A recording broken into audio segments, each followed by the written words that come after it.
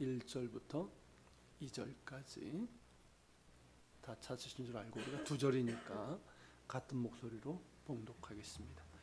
이러므로 우리에게 구름같이 둘러싼 허다한 증인들이 있으니 모든 무거운 것과 얽매이기 쉬운 죄를 벗어버리고 인내로서 우리 앞에 당한 경주를 하며 믿음의 주여 또 온전하게 하시는 이인 예수를 바라보자. 그는 그 앞에 있는 기쁨을 위하여 하나님 보좌 우편에 앉으셨느니라. 아멘. 예전에 제가 이제 좀 더 젊었을 때 좀 됐습니다. 서울 북쪽 아마도 의정부 쪽이었던 것 같아요. 그쪽을 이제 차를 몰고 가다가 코너길이었는데 반대편 차선에도 오던 그 찝차였던 걸로 기억이 돼요. 좀 갤로퍼 예전 그 차에서 바퀴가 튕겨져 나간 거예요. 굉장히 빠른 속도로 이제 바퀴가 튕겨 나가고 그러면서 이제 비닐하우스가 있었는데 박살이 났어요. 다행히 거기가 이제 인간은 아니었고 사람이 없는 지역이었고 또 이제 주변에 그래도 차가 이렇게 많지 않았고 또 중앙에 이제 펜스가 있어가지고 크게 뭐 큰 사고가 이어지진 않았어 다행이었지만 굉장히 위험한 상황이었던 거죠. 아마도 이제 바퀴를 이제 갈아 끼면서 이 볼트를 잘 조여야 되는데 그걸 제대로 안 했거나 아니면 바퀴축 자체에 노후된 차량이니까 어떤 문제가 있었던 걸로 보입니다. 우리의 인생이 이와 같지는 않은가 생각을 하게 됩니다. 인생을 이제 바퀴에 비유할 수가 있잖아요. 우리가 이제 뭐 인생의 바퀴가 돌아갑니다. 나름대로 살아가고 분주하게 바쁘게 살아갑니다. 그런데 어떤 사람은 인생의 바퀴가 안정적으로 흔들림 없이 돌아가는데 어떤 사람들, 상당히 많은 사람들이 앞에서 말한 이 차처럼 흔들리고 뒤틀리고 심지어 튕겨져 나가는 경우가 있단 말이죠. 바퀴를 보면 알듯이 바퀴살은 이제 분주하게 돌아가지만 중심은 어때야 됩니까? 고요해야 됩니다. 바퀴처럼 막 흔들리면 안 되는 거예요. 흔들림 없이 고요해야 됩니다. 그래야지만 흔들림 없이 앞으로 나아갈 수가 있어요. 그 중심이 흔들림이 없어야 됩니다. 우리 인생도 그러합니다. 인생의 바퀴의 중심축이 안정적으로 고정되어 있어야 됩니다. 그래야지만 흔들림 없이 앞으로 나아갈 수 있고 또한 길을 잃지 않고 나아갈 수가 있습니다. 우리 그리스도인들의 중심은 하나님과의 관계입니다. 하나님과의 올바른 관계예요. 그러니까 예수님께서 내 중심에 계시는 겁니다. 예수님 안에 거하고 예수님과 동행하는 삶이에요. 이것이 우리의 중심에 확고하게 서야 됩니다. 그 중심이 튼튼하고 견고하고 성숙해져야 합니다. 그래야지 인생의 바퀴가 흔들림 없이 나아갈 수 있고 우리가 분주하고 바쁜 삶 가운데서도 그 중심에는 흔들림이 없는 평안이 주어지는 거예요. 고되고 힘든 삶 가운데서도 흔들리지 않는 믿음과 소망으로 경주를 감당할 수 있는 것이죠. 오늘 본문도 그것을 말씀하고 있습니다. 특히 이제 달리기 경주에 비유해서 말씀하고 있잖아요. 우리 인생은 경주입니다. 그렇죠? 뭐 세상에서도 얘기를 해요. 그것도 장거리 경주. 그러니까 멀리 보고 길게 보라. 그런 얘기를 하는 겁니다. 우리 그리스도인들의 삶 역시 경주입니다. 하지만 세상 사람들과는 그 목표가 다르고 또한 내용이 다릅니다. 우리 그리스도인들의 경주는 믿음의 경주입니다. 단지 믿음으로 산다는 뜻이 아니라 하나님께서 부르신 부름의 상을 향해서 나아가는 믿음의 경주입니다. 장차 이 말 하나님 나라를 바라보면서 또한 이 땅에서 하나님의 나라와 의를 구하면서 힘차게 달려가는 믿음의 경주입니다. 잘 믿어야 됩니다. 정말 잘 믿어야 돼요. 잘 달려가야 됩니다. 길을 잃지 않고 목표를 향해 잘 달려가야 됩니다. 앞서 말씀드린 것처럼 중심이 흔들리면 안 돼요. 중심이 흔들리면 어떻습니까? 이리 기웃 저리 기웃 길을 잃고 말아요. 나갈 수가 없어요. 중심이 흔들림이 없어야 되고 가벼워야 됩니다. 하나님께서 예수 그리스도 안에서 우리를 부르신 부르심의 상을 향해서 잘 달려가야 됩니다. 그래서 주님 앞에 기쁜 모습으로 서야 되는 거예요. 그것이 진정한 인생의 성공입니다. 그러기 위해서는 세 가지 필수 요건이 있다는 거예요. 이걸 명심해야 된다는 거예요. 그 첫째가 무엇입니까? 무거운 짐과 우리를 얽어매는 죄를 벗어버려야 된다는 거예요. 본문은 이제 당시의 헬라 세계의 경주, 이를테면 마라톤이죠. 이거를 이제 염두에 두고 비유해서 말씀하고 있습니다. 자, 마라톤 42.19km입니다. 자, 그런 장거리를 뜀박질해서 완주하려면 어떨까요? 몸이 가벼워야 됩니다. 그런데 무거운 짐을 지고 있다. 무슨 몸이 뭐 올감이나 사슬에 묶여 있다. 뛸 수 있을까요? 뛸 수 없습니다. 제대로 경주하려면 무거운 짐을 내려놔야 됩니다. 몸을 묶고 있는 사슬 다 풀어내야 되죠. 경주 전에 연습을 할 때는 어떻습니까? 뭐 여러분 아시겠지만 모래 주머니를 차거나 무거운 뭐 배낭을 메거나 그렇게 연습을 하지만 정작 경주에 임할 때는 어떻습니까? 다 내버려야 돼요. 깨끗이 다 내버려야 돼요. 가벼워야 돼요. 그래야지만 제대로 경주할 수 있습니다. 그런데 많은 사람들이 어떻습니까? 인생의 경주를 하면서 여전히 짐을 내려놓지를 못해요. 오히려 더 많은 무거운 짐을 메고 있어요. 뭐 인생의 아버지, 부모님들이 지는 그런 짐을 얘기를 하는 게 아니에요. 그러고 있단 말이죠. 양손에 꽉 쥐고 있어요. 그러니까 제대로 가지를 못하는 거예요. 여러분, 아이들 특히 이제 어릴 때 보면 자기가 좋아하는 장난감이 있어요. 여자아이들 같은 경우는 인형이겠고 남자아이들은 자동차나 아니면 로봇 이런 겁니다. 자, 처음에 이걸 주면 너무너무 좋아하죠. 하루 종일 그거 가지고 놉니다. 심지어 잘 때도 손에서 놓질 않아요. 근데 이제 부모는 어떻습니까? 너무 자고 있는데도 꾹 쥐고 있으니까 저다 손 아프겠다 싶어가지고 이렇게 그것을 빼려고 하면 어떨까요?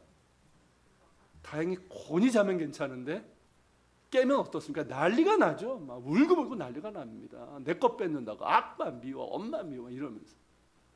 이게 부모들이 경험하는 일들인데 그걸 보면 어떻습니까? 딱 우리의 모습 같지 않습니까? 어느 남자분이 그랬답니다. 자기 아이가 장난감을 꽉 쥐고 놓지 않은 모습, 그러니까 풀려고 했는데 막 난리가 난 거예요. 그 모습을 보면서 자신의 모습을 보게 되었다는 거예요. 그게 무엇이었을까요? 인정 욕구였다고 합니다. 그러니까 사람들에게 인정받기 위해서 그렇게 악착같이 일하고 더 많이 갖고 더 높아지고 더 인정받기 위해서 그렇게 애쓰고 아구악착 싸우면서 일했던 자신의 모습을 본 거예요. 결국 그의 인생이 뭐였습니까? 다른 사람의 인정, 평가, 시선에 붙들린 인생을 살다 온 거예요. 예수님을 영접하고 그걸 내려놓았습니다. 자유함을 얻었어요. 한번 자신을 한번 돌아보십시오. 내가 놓지 못하고 있는 것들은 뭘까요? 믿음의 경주를 제대로 하지 못하게 만드는 무거운 짐은 무엇입니까? 이 남자분의 경우처럼 인정 욕구, 권력 욕구일 경우도 있고요. 세상적인 욕심일 수도 있을 겁니다. 하나님보다 더 사랑하는 무엇? 가장 흔하게는 돈이겠죠. 돈을 더 사랑하는 욕심. 영적인 것, 하늘의 것보다 땅의 것, 세상의 부귀 영화를 더 사랑하는 것일 수도 있습니다. 육체의 정욕과 안목의 정욕과 이생의 자랑에 붙들리면 경주를 할 수가 없습니다. 그 무거운 것들을 양손에 쥐고 어찌 경주를 할 수 있겠습니까? 내려놔야 됩니다. 내려놔야 돼요. 하나님을 더 사랑하는, 하나님보다 더 사랑하는 것 내려놔야 됩니다. 우리가 하나님을 사랑한다는 얘기를 하죠. 예수 사랑이에요. 하나님 사랑이에요. 여러분, 하나님을 사랑한다는 게 뭘까요? 하나님보다 더 사랑했던 것들을 내려놓는다는 뜻이잖아요. 예수님께서 말씀하신 것처럼 하나님과 재물을 같이 사랑할 수 없어요. 그 어떤 것을 같이 사랑할 수 없어요. 내려놓는 거예요. 내려놓는 과정이 뭡니까? 하나님을 사랑하는 거예요. 육체의 정욕과 안목의 정욕과 이생의 자랑에 해당하는 것들 내려놔야 됩니다. 내려놓아야 갈 수 있습니다. 내려놔야지 보여요. 내려놓아야지만 경주할 힘이 생깁니다. 하나님보다 더 사랑하는 것들, 하나님 보시기에 합당하지 않은 것들, 하나님께서 내게 내려놓으시라고 하시는 것들이 있어요. 그렇죠? 여러분들이 예배드리고 말씀 듣고 기도하고 그런 과정에서 성령께서 내게 내려놔라 하시는 것들이 있어요. 저도 마찬가지고요. 그때 내려놔야 됩니다. 그럴 때 자유함이 주어지는 거예요. 그리고 염려, 걱정, 두려움도 무거운 짐입니다. 염려한다는 말, 이 헬라어 원어의 뜻이 뭐냐면 목을 조른다는 뜻이거든요. 자, 목을 조르니까 어떻습니까? 숨을 못 쉬죠. 답답하죠. 아무것도 안 보여. 죽을 것 같은데 뭘 해요 거기서. 그러니까 어떻습니까? 뛸 수가 없는 거죠. 염려, 걱정의 짐을 내려놔야 됩니다. 두려움의 짐을 내려놔야 돼요. 염려, 걱정, 두려움의 반대가 뭘까요? 뭘까요, 여러분? 염려, 걱정, 두려움의 반대가 뭘까요? 믿음과 감사예요. 믿음과 감사. 하나님을 신뢰하는 믿음이고 예수 그리스도 안에서 모든 것을 감사하는 거예요. 그럴 때 염려, 걱정, 두려움의 짐을 내려놓을 수 있습니다. 빌립보서 4장 6절 7절에서 말씀하시는 것처럼 말입니다. 내려주시겠어요? 같이 읽겠습니다. 아무것도 염려하지 말고 다만 모든 일에 기도와 간구로 너희 구할 것을 감사함으로 하나님께 아뢰라. 그리하면 예수 안에서 너희 마음과 생각을 지키시리라. 자, 이렇게 하면 되는 거예요. 믿음으로 드리는 기도예요. 감사함으로 하나님께 아뢰는 기도예요. 하나님을 신뢰하는 믿음과 예수 그리스도 안에서 감사하는 여기에 자유함이 있습니다. 그렇게 할 때 모든 지각에 뛰어나신 하나님의 평강이, 다르게 말하면 사람의 헤아림을 뛰어넘는 하나님의 평화가, 사람의 모든 생각을 뛰어넘는 하나님의 평화가 그리스도 예수 안에서 여러분들의 마음과 생각을 지켜주신다는 거예요. 우리가 아무리 생각하고 머리를 굴려보고 뭐 또한 지혜가 있다 한들 하나님의 생각, 하나님의 지혜에 비할 수 없습니다. 우리의 생각이 아무리 크고 우리의 죄가 아무리 높다 한들 하나님을 담을 수 없어요. 그러기에 진정 지혜로운 사람은 염려, 걱정하고 두려워하기보다 믿음으로 기도하고 감사함으로 기도합니다.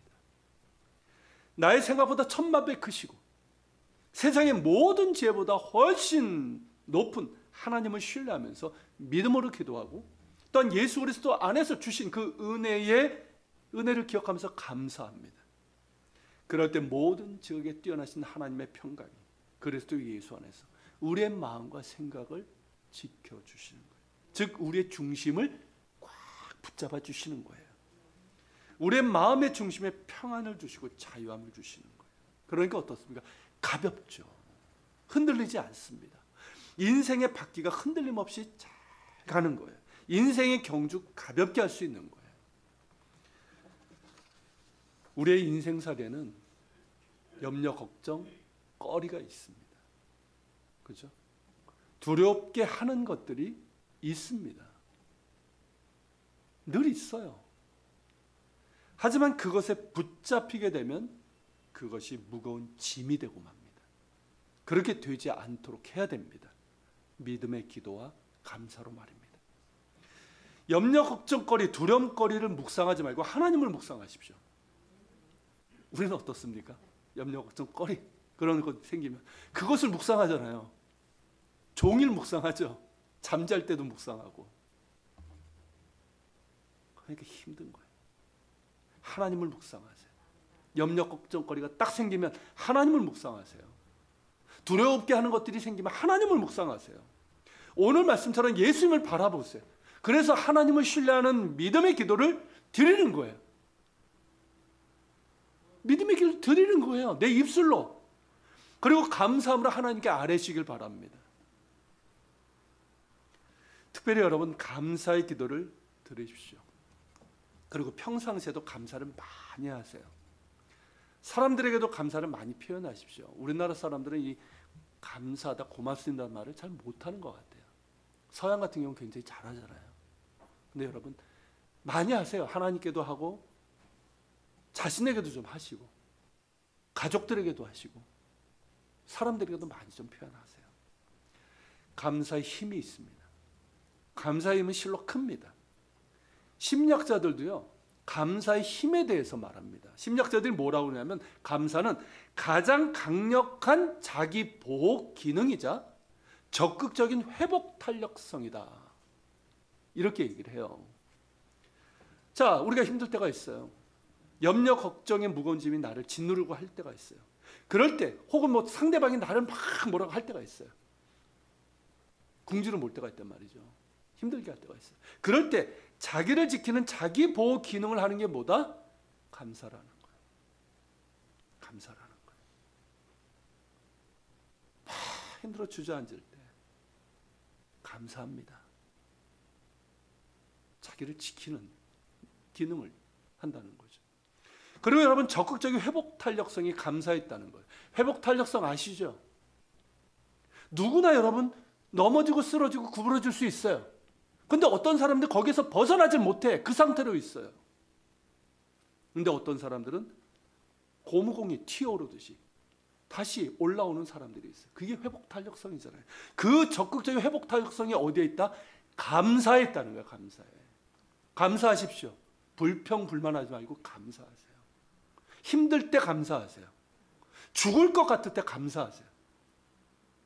거기에 주께서 회복하시는 은혜가 있는 거예요.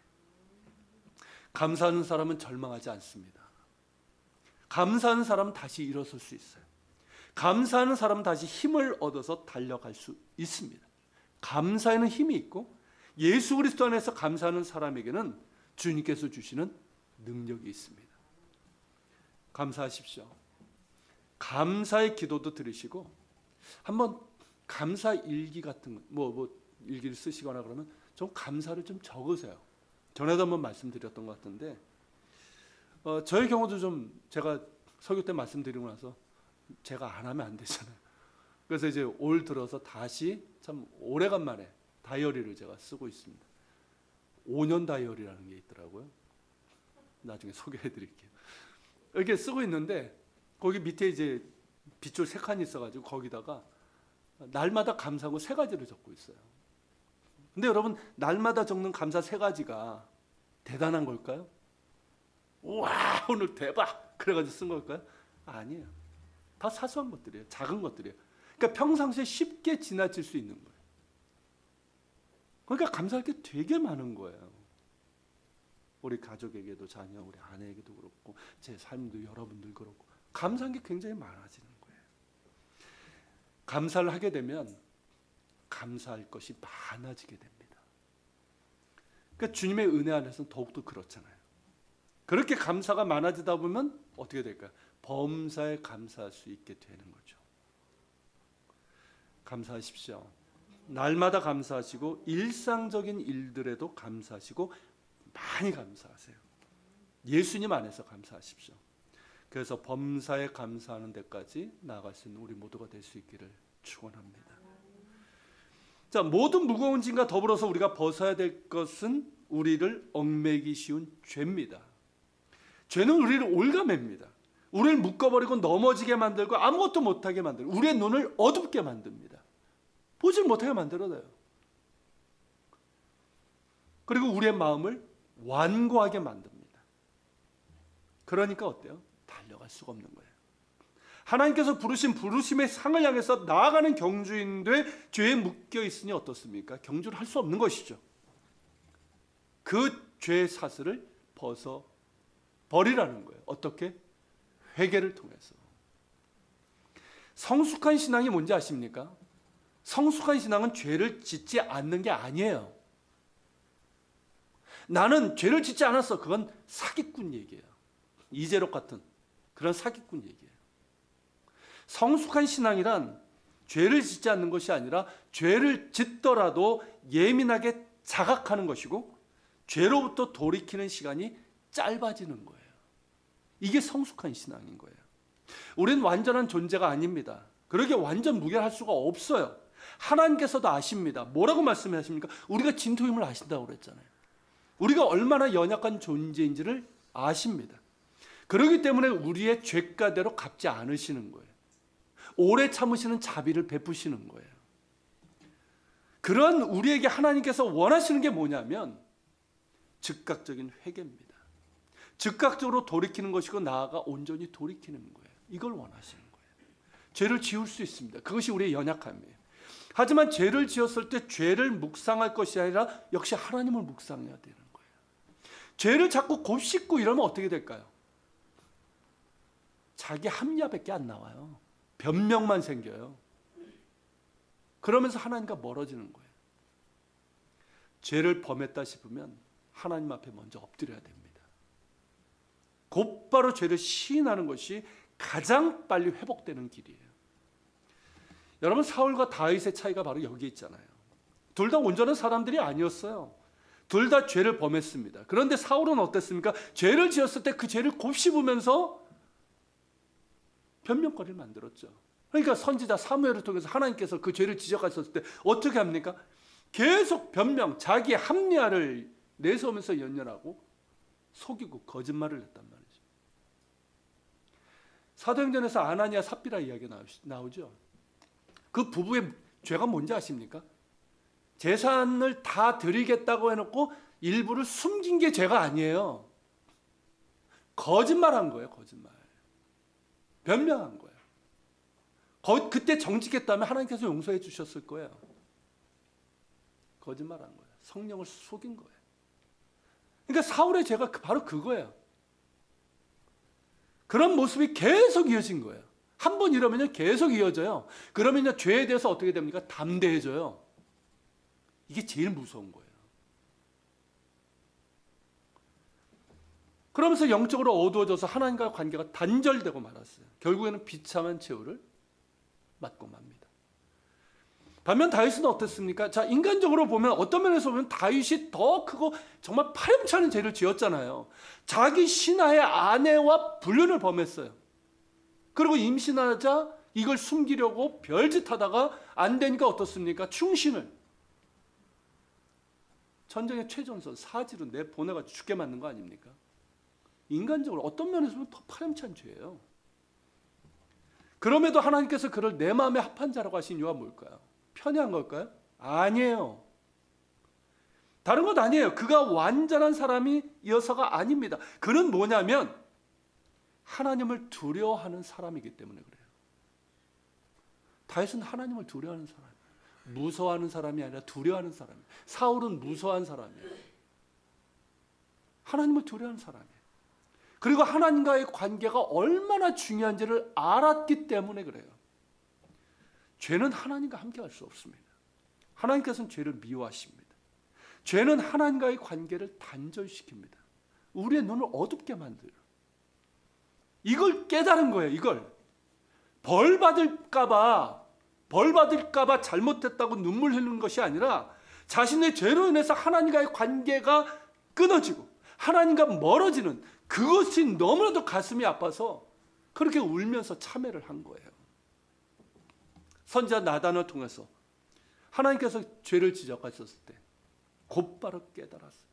그러게 어떻습니까? 즉시로 회개했죠. 왕의 채통? 아무 소용없어요. 내가 하나님 앞에 살고 죽는 문제인데 뭐가 문제예요 그게? 그 즉시 회개했고 철저하게 한마디도 변명하지 않았어요. 어쩔 수 없었다고 핑계대지 않았어요. 숨기려 하지도 않았습니다. 즉시 회개했고 철저하게 회개했고 낱낱이 회개했어요. 그렇게 진심으로 회개하며 눈물로 회개했습니다. 그게 회개의 기도가 시편 51편에 그대로 남아있지 않습니까? 여러분 시편 51편을 보세요. 그가 그토록 바란 게 뭘까요? 하나님께서 내 죄를 깨끗이 씻어주셔서 하나님과의 관계가 회복되는 거예요. 이게 다윗이 그토록 원했던 거예요. 그가 고백한 것처럼 하나님께서 구하시는 제사는 상한 심령입니다. broken heart예요. 깨어진 마음이에요. 자신의 죄로 인해서 너무 아파하면서 깨어졌어요. 그 마음이. 그리고 하나님의 용서와 긍휼을 구하는 상한 마음이에요. 그 상한 마음을 하나님께서 결코 외면하지 않으십니다. 멸치지 않으십니다. 다윗은 그러한 하나님의 마음을 알았던 거예요. 그런 까닭에 하나님께서 내 마음에 합한 자라고 하신 거예요. 여러분, 하나님은 우리에게 완벽을 요구하시는 게 아니에요. 많은 사람들이 좀 그런 오해를 갖고 있는 것 같아요. 하나님은 우리에게 완벽을 요구하시는 게 아니에요. 우리의 연약함을 아시기 때문에 그래요. 물론 우리는 죄를 미워하고 죄 가운데 자신이 더럽히지 않도록 정말 구별된 거룩한 삶을 살아야 됩니다. 하지만 우리의 연약함으로 인해서 우리는 넘어질 수 있단 말이죠. 그러다가 설령 죄로 인해서 넘어졌을 때 하나님께서 원하시는 게 뭐냐면 즉각적으로 돌이키는 거예요. 회개하는 거예요. 그냥 내버려 두지 말라는 거예요. 내버려 두면 그 죄가 사슬이 돼서 나를 올가매요. 내 눈을 어둡게 만들어요. 내 마음을 완고하게 만들어요. 그래서 하나님과 관계가 멀어지게 되는 거예요. 그렇게 내버려 두지 말라는 거예요. 즉각 해결하라는 거예요. 그게 회개죠. 그리고 여러분, 회개는 단순한 뉘우침이 아닙니다. 눈물 찔끔 흘리고 회개하는 게 아니에요. 돌이킴이에요. 이를테면 유턴이에요. 유턴 아시잖아요. 완전히 돌이키는 거예요. 이게 진정한 회개예요. 이것을 우리에게 원하시는 겁니다. 우리를 올가매는 죄의 사슬을 이 회개를 통해서 벗어버려야 됩니다. 벗어버리고 온전히 돌이켜야 돼요. 그래야 우리는 경주를 해나갈 수 있고 우리의 중심도 어떻습니까? 가벼워지는 거예요. 자, 성공적인 경주를 위한 두 번째 필수 요소 뭡니까? 인내예요. 인내가 필요하다는 거예요. 너무나 당연한 말이지만 실제로 보면 어떻습니까? 너무 많이 못하는 것이 인내예요. 자, 인내가 필요하다는 것은 이 경주가 결코 쉽지 않다는 것이고 이 경주를 성공적으로 완주하려면 인내해야 된다는 거죠. 이건 뭐 우리의 어떤 인생 뭐 여러 과정에서도 사실 필요한 거잖아요. 인내. 그죠? 인내하지 못하면 못하는 거예요.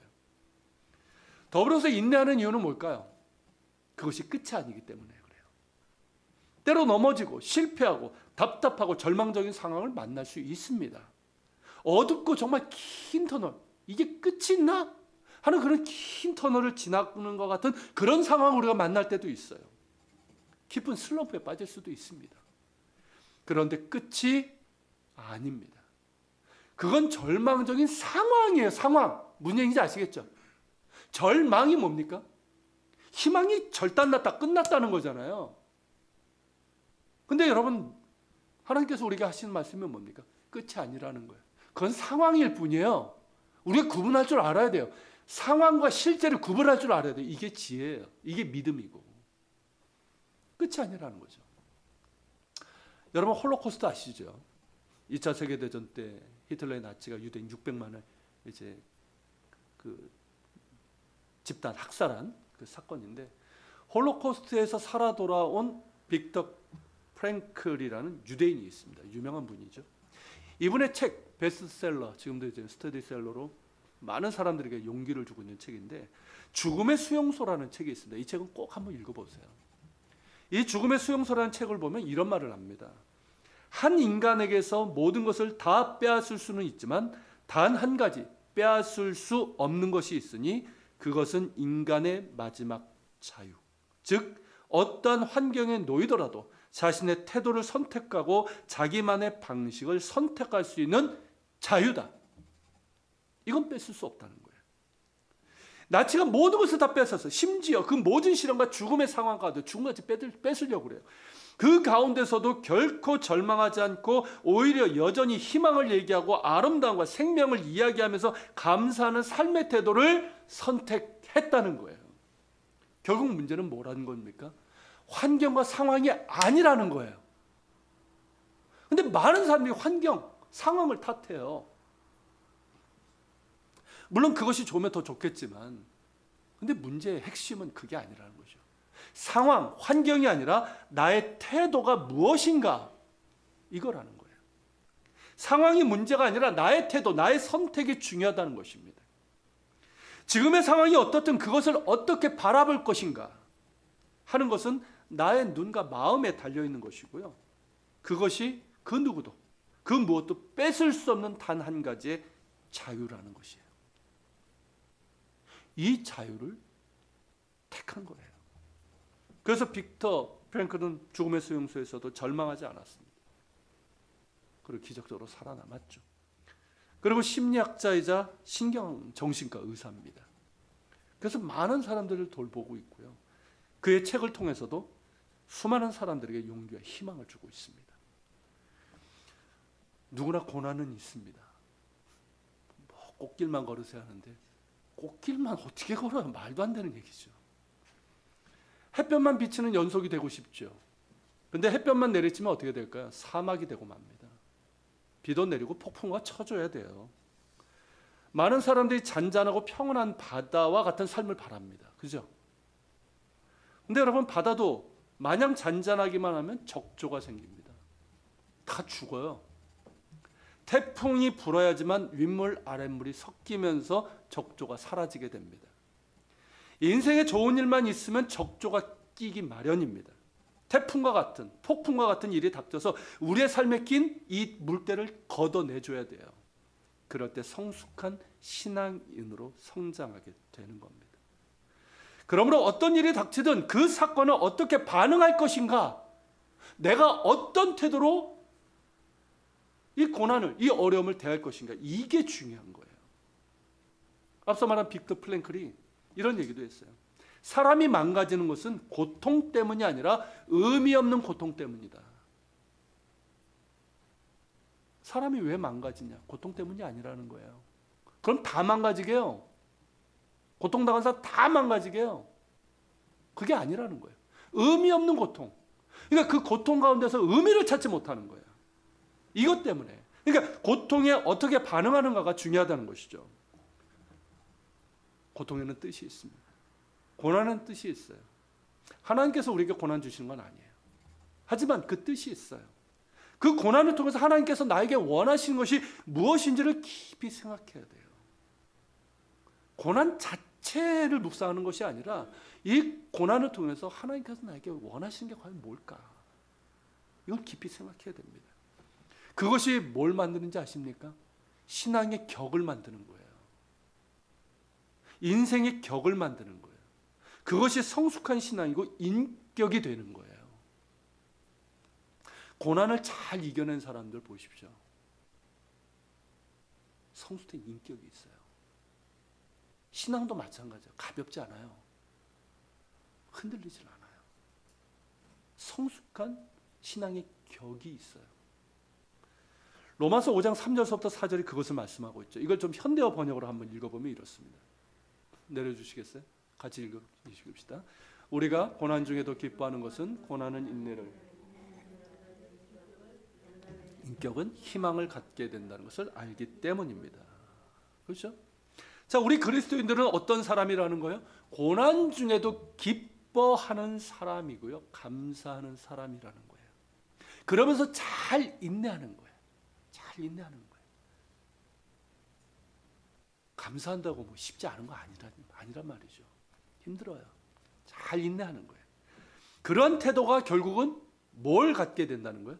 연단된 인격, 성숙한 인격, 그리스도를 닮은 인격을 만들어낸다는 거예요.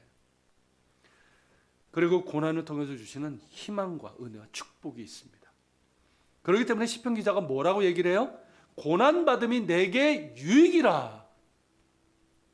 고난받음이 내게 축복이라, 이 얘기를 할 수 있는 거예요.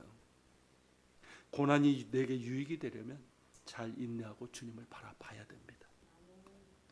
마지막으로 성공적인 경주를 위해서는 세 번째 필수 요소가 뭐냐면 예수님을 바라보는 것이에요. 자, 예수를 바라보자라고 이 번역된 부분은요, 영어 성경 잠깐 NASB로 보면 이렇습니다. Fixing our eyes on Jesus, 이렇게 돼 있어요. 그러니까 우리의 눈을 예수님께 고정시키자, 이 뜻이에요. 그러니까 시선 고정이에요. 그저 바라보는 것이 아니라 우리의 시선을 예수님께 고정시켜야 되는 거죠.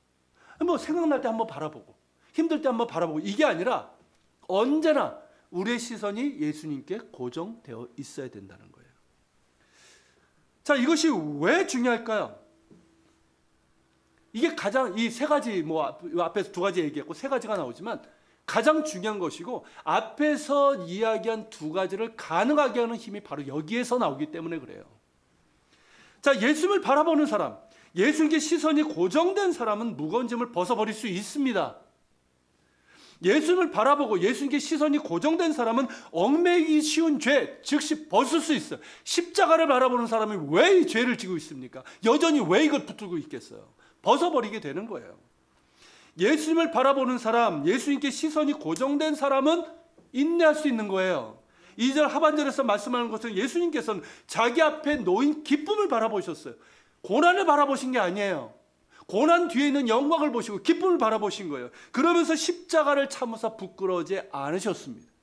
그리고 인내하셨고 부활 승리하셨고 하나님 보좌 우편에 앉으셨습니다. 그런 예수님을 바라보는 사람, 예수님께 시선이 고정된 사람은 인내할 수 있는 것이죠. 그리고 예수님께서 그에게 인내할 수 있는 힘을 주시는 거예요. 믿음을 주시는 거예요.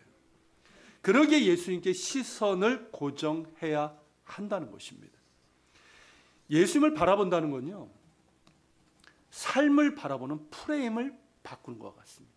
프레임 아시죠? 창틀이잖아요. 우리는 이 프레임을 가지고 세상을 봅니다. 이게 가치관이라고 할 수 있고 세계관이라도 할 수 있는 거예요. 여러분, 예수 믿는 게 뭔지 아십니까? 그냥 뭐 여러 신 중에 하나 믿는 거 아니에요. 여러 종교 중에 하나 믿는 게 아니에요. 삶을 바라보는 프레임을 통째로 바꿔버리는 거예요. 자, 우리가 예수 믿을 때 우리는 무슨 표현을 씁니까? 거듭남을 얘기를 하죠. 거듭남. 리본이에요. 새로 태어난 거예요. 그러니까 새 사람이 되었다는 거죠. 바로 이거예요. 자, 거듭났다. 새로운 피조물이에요. 삶을 바라보는, 인생을 바라보는, 세상을 바라보는 프레임이 완전히 바뀌었다. 이 뜻이잖아요. 만일 여전이라면, 뭐 교회는 수십 년 다녔는데 그대로다. 미안한 말이지만 거듭난 거 아니에요, 그 사람. 거듭남은 새로움이고 변화이고 삶을 바라보는 프레임, 세상을 바라보는 프레임이 완전히 달라지는 것을 의미합니다. 그 중에 하나가 뭔지 아십니까? 미래로부터 현재를 바라보는 소망의 프레임이에요. 자, 우리는 어떻습니까? 우리는 현재를 볼 때요, 미래를 통해서 보는 거예요. 이게 여러분 그리스도인들이 오늘을 바라보는 프레임이에요. 시각이에요. 즉 장차 임할 하나님 나라를 바라보면서 현재를 바라보는 프레임인 거예요. 지금의 현실은 어떻습니까? 여전히 악이 활개를 치죠. 아직 자기가 남은 날이 있거든요. 활개를 칩니다. 고난이 있습니다. 고난은 누구나 힘들어요. 하지만 장차 임할 하나님 나라, 장차 우리에게 임할 영광을 바라보면서 지금을 바라보니 어떻습니까? 고난은 과정일 뿐이에요. 고난은 그냥 과정일 뿐이에요. 죽음도 어떻습니까? 그냥 과정일 뿐이에요. 고난 뒤에 임할 영광을 바라보니까 힘든 중에도 어떻습니까?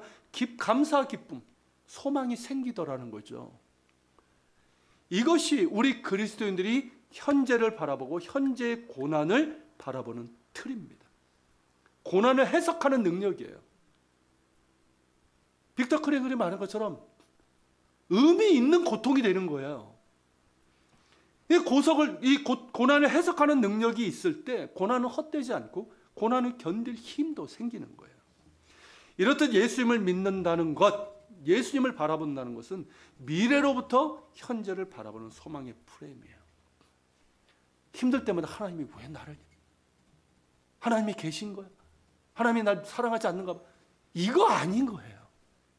미래로부터 현재를 보는 거예요. 미래로부터 현재 고통도 보는 거예요. 그러니까 어떻습니까? 고난 중에도 기뻐할 수 있게 되는 거예요. 절망적인 상황에서도 소망을 노래할 수 있게 되는 거예요. 심지어 모든 것을 잃은 그때에도 감사할 수 있는 거예요. 미래를 보기 때문에. 그래서 여러분, 예수님을 바라본다는 것은 미래지향적인 거예요. 바라본다는 것 자체가 미래지향적이잖아요. 우리가 바라보는 것은 막연한 미래예요. 미래가 아니에요. 뭐 그저 잘 되겠지 이런 거 아니에요. 확실한 미래이고 장차 완성될 하나님 나라입니다. 그 미래를 바라보면서 앞으로 나아가는 사람이 바로 그리스도인이에요. 아, 옛날에 하는 사람들 있죠. 아, 옛날이요. 이런 사람 참 많아요. 심지어 교회 다니는 분들 중에도 참 많습니다. 내가 옛날엔, 예전엔 내가 뭐 어쩌고 하면서 자신의 과거를 자랑하고 신앙도 그런 얘기만 하는 분들이 있어요. 궁금해요. 지금은 어떤지. 뭐 한때는 자기가 뭐 놀라운 체험도 했고 뭐 뜨거운 신앙이었다고 얘기를 합니다. 근데 지금은 어떻다는 거예요? 결국 그렇지 못하다는 거죠. 그렇지 못하기 때문에 과거를 말하는 것이고, 더 심각한 경우는 과거에 집착하는 거예요. 과거에서 벗어나지 못하는 사람들은 과거에 대한 그리움도 있겠지만 미련과 후회가 더 많습니다. 과거에 붙잡혀서는 앞으로 나아갈 수가 없어요. 그것이 좋은 것이든 나쁜 것이든 과거에 붙잡혀서는 안 됩니다. 과거를 묵상하지 마십시오. 좋은 추억이 가끔 생각나는 건 있지만 묵상하지 마세요. 예수님을 묵상하고 예수님 안에서 미래를 묵상하시길 바랍니다. 그것이 소망이에요. 과거의 상처, 누구나 상처 있어요. 그거 묵상하지 마시고요. 예수님을 묵상하고 예수님의 사랑을 묵상하십시오. 그것이 치유로 나아가는 길입니다. 이전 것은 지나갔으니 보라 새 것이 되었도다. 예수 그리스도 안에서 새로운 피조물답게 그리스도인들을 우리를 새롭게 하시는 주님을 바라보면서 앞으로 나아가는 사람입니다. 과거는 그저 은혜 가운데서 기억하고 감사하면 그만입니다. 잘된 일이든 아니든 성공이든 실패든 은혜 안에서 감사하면 그만인 거예요. 그걸로 끝이에요. 그리고 예수님 바라보면서 우리를 부르신 부름의 상을 향해서 앞으로 나가면 되는 거예요. 또한 바라본다는 것은 목적 지향적입니다.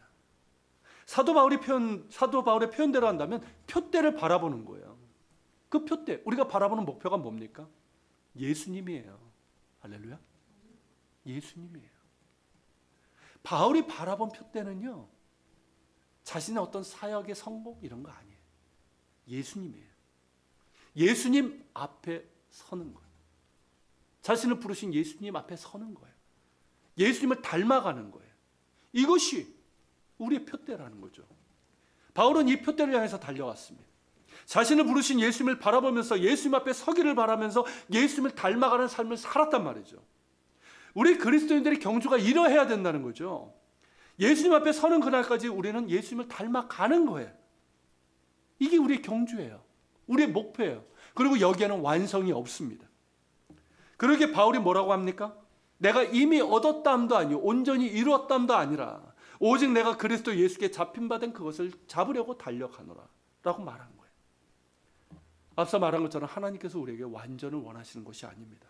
완벽 원하시는 거 아니에요. 그러나 우리가 성장하기를 원하십니다. 그리스도의 장성한 분량에까지 이르는 성장을 원하십니다. 즉 예수님을 닮아가는 사람, 예수님의 인격과 삶을 닮아가는 사람이 되기를 원하시는 거예요. 우리가 예수님을 닮아가는 성장에는 그 중심에 뭐가 있는지 아십니까? 겸손, 순종, 그리고 사랑이 있습니다. 자, 사도 바울이 빌립보서 2장에서 너희 안에 이 마음을 품으라. 그리스도 예수의 마음이라고 했죠. 여러분 그 부분 한번 읽어보십시오. 우리가 품어야 될 그리스도 예수의 마음이 뭐예요? 겸손이에요. 하나님의 본체이신 분이 하나님의 영광으로서의 모든 것을 뒤로 하시고 피조물이 되셨단 말이죠. 철저한 자기 낮춤의 겸손이에요. 그리고 십자가에 죽기까지 복종하셨어요. 순종이에요. 순결한 순종이에요. 그리고 그 바탕에 뭐가 있습니까? 사랑이에요. 성부 하나님을 사랑하고 우리 죄인을 사랑하시는 이 사랑이에요. 이 세 가지예요. 그 그리스도의 마음, 우리가 품어야 될 그리스도의 마음은 결국 이 세 가지인 거죠. 겸손과 순종과 사랑이에요. 우리는 신앙 연수가 다 다릅니다. 신앙적인 배경도 다 달라요. 하지만 어제의 나와 오늘의 나를 비교할 수는 있을 거예요. 자, 작년의 나와 지금의 나를 한번 비교해 보십시오. 나는 얼마나 예수님의 겸손과 순종과 사랑을 닮아가는 것 같습니까? 얼마나 정말 내 신앙의 키가 조금 성장한 것 같습니까? 눈에 띌 만큼은 아니겠지만 조금씩 닮아가고 있습니까? 조금씩 성장하고 있습니까? 이것이 중요하다는 거예요. 이것이. 예수님의 마음, 곧 겸손과 순종과 사랑의 마음을 품고 예수님의 겸손과 순종과 사랑을 닮아가는 것이 중요합니다. 어제보다 오늘이, 오늘보다 내일이 더 닮아가고 성장하는 그런 사람이 되기를 하나님께서 원하십니다. 우리는요, 장차 예수님 앞에 서게 될 사람들이에요. 죽는 걸로 끝나는 사람들이 아니란 말이에요. 장차 예수님 앞에 서게 될 사람들이에요. 우리가 바라보고 우리의 표대가 되시는 예수님 앞에 서게 될 것입니다. 그때 예수님께서 나의 모습 가운데서 당신의 모습을 보게 된다면 얼마나 기뻐하실까요? 우리는 한없이 부족하죠. 자랑할 것 하나도 없을 거예요, 우리는. 근데 조금이라도 우리 가운데서, 내 모습 가운데서 예수님 닮은 모습이 있고, 그래서 예수님께서 나를 보시면서 기뻐하시고 행복하실 수 있다면 얼마나 좋을까요? 그것이 우리에게도 무한한 기쁨이고 영광이 되지 않겠습니까? 사랑하는 여러분, 히브리서 저자가 우리에게 권면하는 것처럼 예수님을 바라봅시다. 가끔 생각날 때 보는 거 말고요, 예수님께 우리의 시선을 고정시킵시다. 예수님이 나의 사랑하는 첫 번째가 되면요, 가능해지는 거예요. 예수님은 우리의 믿음의 주요, 우리를 온전하게 하시는 분이십니다. 우리가 예수님을 바라보며 우리의 시선을 예수님께 고정할 때 예수님께서 우리를 붙들어 주시는 거예요.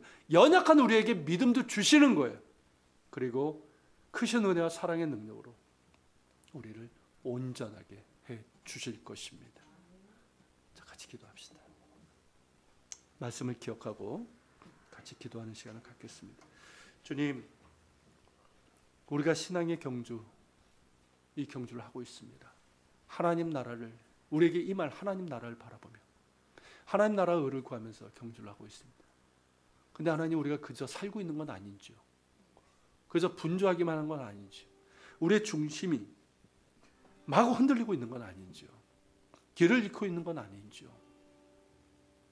주님, 우리의 삶이 바쁘더라도 우리의 중심은 고요하길 원합니다. 흔들리지 않길 원합니다. 예수님 바라보게 해 주옵소서. 나를 무겁게 하는 염려, 걱정, 두려움, 무거운 짐이 있습니다. 아직 내가 하나님 앞에 해결하지 못한 죄가 있습니다. 다 벗어버리게 하여 주옵소서. 힘듭니다. 인내할 수 있는 힘을 주시옵소서. 끝이 아닙니다. 바라보게 하여 주시옵소서. 예수님 바라보며 앞으로 나가게 해주시고 예수님 닮아가는 우리가 되게 하여 주시옵소서. 우리 같이 기도하며 주님 앞에 나갑시다. 사랑하는 주님, 이 시간을 주님 앞에 나아갑니다.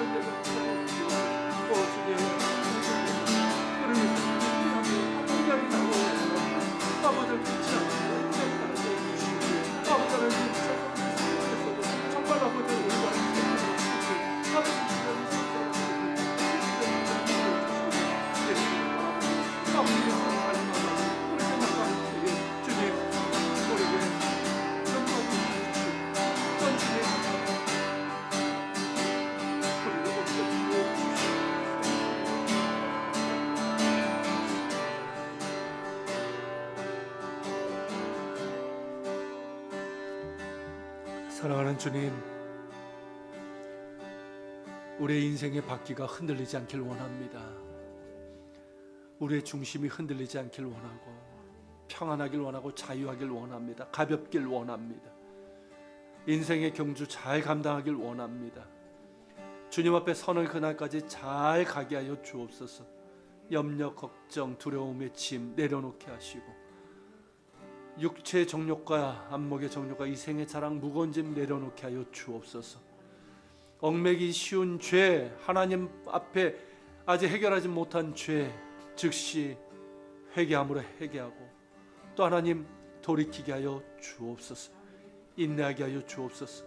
정말 힘들고 고난의 상황에서 하나님을 바라보는 자답게 올바른 선택을 할 수 있는 그 자유를 선택할 수 있도록 도와주옵소서.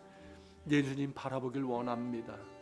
예수님을 통해서 세상을 보게 하시고 예수님 바라보며 앞으로 나가게 해주시고 또 예수님 닮아갈 수 있는 저희들 되게 주옵소서. 주님 앞에 서게 되는 그날 기쁨으로 맞이하길 원합니다.